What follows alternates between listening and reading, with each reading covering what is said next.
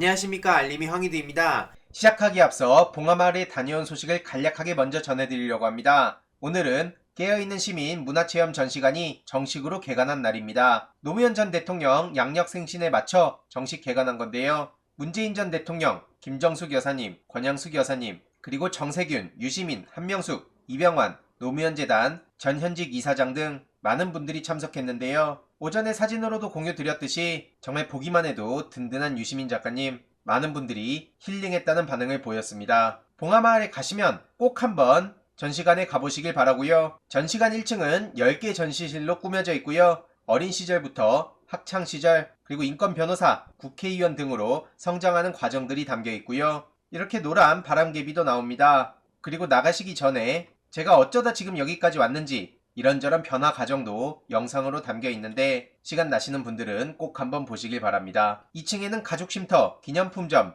세미나실 등으로 이루어져 있고요. 마옥당이란 곳도 있습니다. 어린 시절 공부했던 도담집을 뜻하죠. 그래서 쭉 걸어가시다 보면 이 장소도 나오는데요. 앞으로 본격적으로 구독자분들과 봉하마을에서 만나서 의미 있는 시간을 보낼 수 있도록 이런저런 계획도 하고 있고요. 정해지는 대로 중간중간 소식 전해드리도록 하겠습니다. 봉하마을에 갈 때마다 느끼는 건 풍경도 좋고 정말 마음 맞는 분들과 함께 있다는 생각이 들어 말 그대로 힐링 제대로 받는다는 생각이 들고요. 오늘 문재인 전 대통령을 뵈었습니다. 그동안 정말 고생 많으셨는데 퇴임 후에도 평산마을에 극우 유튜버들이 난동을 피워서 정말 많은 걱정을 했는데요. 그들이 물러날 때까지 계속 관심 갖고 소식 전해드릴 예정입니다. 그리고 오는 9월 23일 금요일에는 서울 노무현 시민센터가 정식 개관합니다. 종로 쪽에 위치해 있고요. 여기도 마찬가지로 굉장히 다양한 공간으로 구성되어 있습니다. 이렇게 서재도 있고요. 이와 관련해서도 정식 개관 직전에 관련한 소식 추가적으로 공유드리도록 하겠습니다. 봉하마을에 있는데 얼토당토하는 속보를 보고 정말 경악을 했습니다. 검찰에선 이재명 대표에게 9월 6일 소환을 통보했다고 하죠. 이에 대해서 말 그대로 전쟁이다 이런 반응이 나오고 있는데요. 당연한 겁니다. 이재명 대표의 텔레그램 캡처 사진까지 공개가 됐는데 말 그대로 많은 당원들도 전쟁이라는 생각을 갖고 있고요. 박성준 대변인의 브리핑도 올라왔죠. 말 그대로 묻지마 소환이란 거고 검찰은 이재명 대표의 지난해 국정감사 발언과 언론 인터뷰에서 허위사실을 발언했다고 주장하고 있습니다. 하지만 취재기자의 증언까지 공개되며 이재명 대표의 발언이 사실로 확인됐고 심지어 당시 성남시의회 새누리당이 당론으로 대장동 공영 개발을 막았다는 명백한 증거들이 넘치는데 이건 이재명 대표의 발언의 진실성을 입증하는 거 아닙니까? 이러니 검찰의 무리한 수사라는 지적이 나올 수밖에 없는 거고요. 정치 검찰이란 비판도 괜히 나오는 게 아니죠. 게다가 윤석열 대통령의 부인 김건희 씨와 관련된 사건들, 국민의힘 의원들에 대한 고발 사건은 줄줄이 무혐의 처분받고 있어서 더더욱 논란이 거세진 거고요. 김건희 씨가 권력 잡으면 경찰이 알아서 할 것이라더니 진짜 그렇게 흘러가고 있어서 많은 우려의 목소리까지 나오고 있습니다.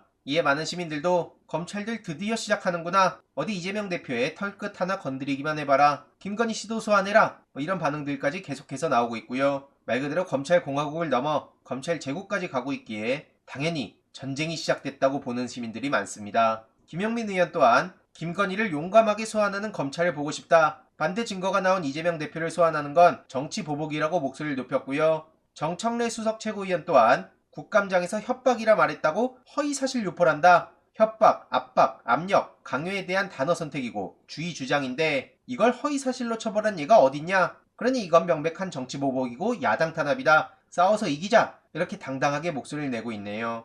최민희 전 의원 또한 정치보복적 억지수사라고 어거지 소환을 중단하라고 요구하고 있고요. 보수 결집을 위한 국면 전환, 프레임 전환용이겠지만 부질없는 일이라고도 꼬집었습니다. 참고로 최민희 전 의원이 유튜브를 시작했죠. 댓글로 관련 링크는 고정해둘 예정이니 영상 시청 후에 구독과 응원 댓글로 힘을 보태주시면 좋을 것 같습니다. 어쨌든 국민의힘 권성동 원내대표는 이재명 대표를 계속 건드리며 쌍방울 커넥션이 드러났다. 이런 정치 공세까지 펼치고 있습니다. 물론 이에 대해서 대부분 권성동 원내대표를 향한 비판이 압도적이고요. 이재명 대표도 간략하게 대응했죠. 저와 쌍방울은 내복 하나 사입은 인연밖에 없습니다. 무슨 설명이 더 필요할까요? 게다가 오늘 김건희 씨의 줄리 의혹을 제기한 열린공감TV, 현재 더 탐사의 대표 자택 압수수색 소식까지 전해졌죠. 강진구, 최영민 대표의 자택에 수사관 7명을 보냈다는 건데 이러니 당연히 언론 보도에 대해 경찰이 언론사 대표이사 자택 압수수색했던 적이 언제 있냐? 이런 얘기가 나올 수밖에 없는 겁니다. 많은 시민들도 황당하다는 반응을 보이고 있고요. 김건희 씨부터 먼저 압수수색해야 정상 아니냐?